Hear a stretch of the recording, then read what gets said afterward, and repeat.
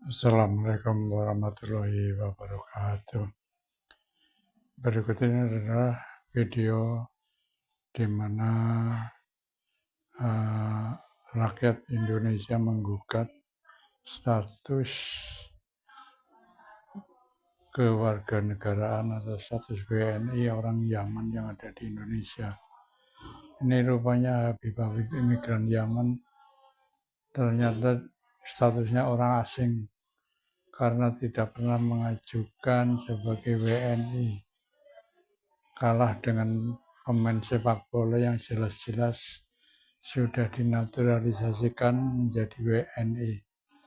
Jadi orang-orang Yaman, imigran Yaman, Habib imigran Yaman itu statusnya ilegal ya. Jadi tidak berhak menjadi pegawai negeri, tidak berhak mempunyai tanah di Indonesia. Untuk itu ayo kita saksikan bersama video berikut ini.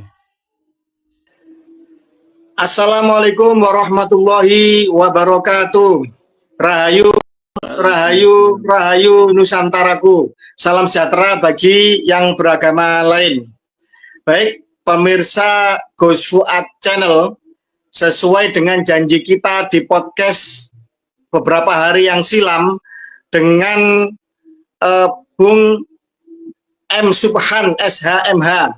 Beliau seorang putra bangsa yang sangat peduli kepada tertib hukum dan kepada nasib pribumi Nusantara.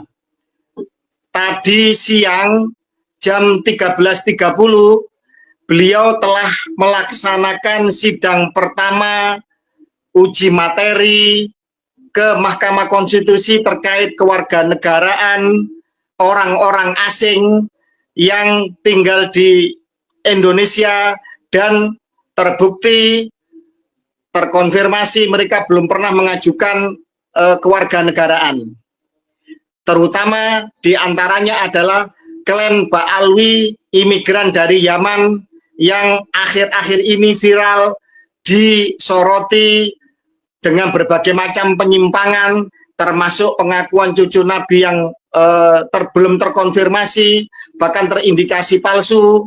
Mereka juga rasis, mereka juga membelokkan sejarah Nusantara, mereka juga memalsukan banyak makam-makam, dan kini mereka mencoba untuk mencaplok para pahlawan bangsa, diakui sebagai bagian dari mereka. Padahal menurut sejarah mereka baru datang setelah Perang Diponegoro, kurang lebih sekitar tahun 1832. Kemudian setelah itu, imigran dari Yaman ini tidak mendukung perjuangan kemerdekaan bangsa. Mereka absen di gerakan 1908 kebangkitan nasional, mereka absen di Sumpah Pemuda 1928, mereka juga absen di dalam perjuangan seputar BPO PKI PPKI persiapan kemerdekaan Indonesia, hingga mereka juga absen di dalam Perang 10 November, padahal Jenderal Malabi wafat di Jembatan Merah di dekat Kampung Ampel, tempat banyak dari klan mereka tinggal. Tanah Perdikan Ampel tinggal sedikit, banyak yang dikapling-kapling oleh mereka, tapi mereka absen di dalam serangan agresi militer pertama dan kedua Belanda. Mereka juga absen di dalam serangan Janur Kuning, juga tidak tercatat nama mereka ikut dalam perjuangan bangsa. Tetapi kini mereka seolah-olah menjadi majikan-majikan dari pribumi Nusantara. Ternyata menurut Kang Mas Subhan, sarjana hukum, magister hukum ini, yang telah mengajukan uji materi ke Mahkamah Konstitusi, mayoritas dari mereka terbukti belum pernah melakukan proses pengajuan kewarganegaraan kepada pemerintah Republik Indonesia secara resmi, sebagaimana amanat dari Undang-Undang Dasar 45 kita, pasal 26 konstitusi kita, dan juga Undang-Undang Kewarganegaraan, yang itu oleh beliau diuji materi kepada Mahkamah Konstitusi. Baik, sekali lagi saya katakan, no viral, no justice. Kalau tidak viral, kalau tidak ramai, tidak meledak beritanya, tidak didukung oleh netizen, maka tidak ada keadilan. Begitulah yang masyhur di dalam kekinian Indonesia, bahwa keadilan harus dicapai dengan diviralkan dahulu. Karena itulah maka seluruh elemen bangsa yang peduli kepada nasib pribumi Nusantara, kepada konstruksi hukum kita, tertib hukum kita, tentang kewarganegaraan kita, harus mendukung perjuangan ini, pergerakan ini. Dan silahkan untuk apa yang menjadi pembicaraan pengawalan kita terhadap sidang Mahkamah Konstitusi ini bisa disebarluaskan. Boleh diambil video-video yang berkaitan dengan kegiatan ini, dengan perjuangan ini, tetapi tentu saja secara etika harus mencantumkan dari mana mengambil cuplikan video yang sedang kita konsen dan kita konsentrasi untuk melakukan uji materi di Mahkamah Konstitusi ini. Baik, tanpa panjang lebar, silakan Mas Subhan, Kang Mas kita untuk menceritakan detail terkait mengenai masalah sidang hari ini di Mahkamah Konstitusi. Silakan, Kang Mas. Baik, Assalamualaikum warahmatullahi wabarakatuh. Waalaikumsalam warahmatullahi wabarakatuh.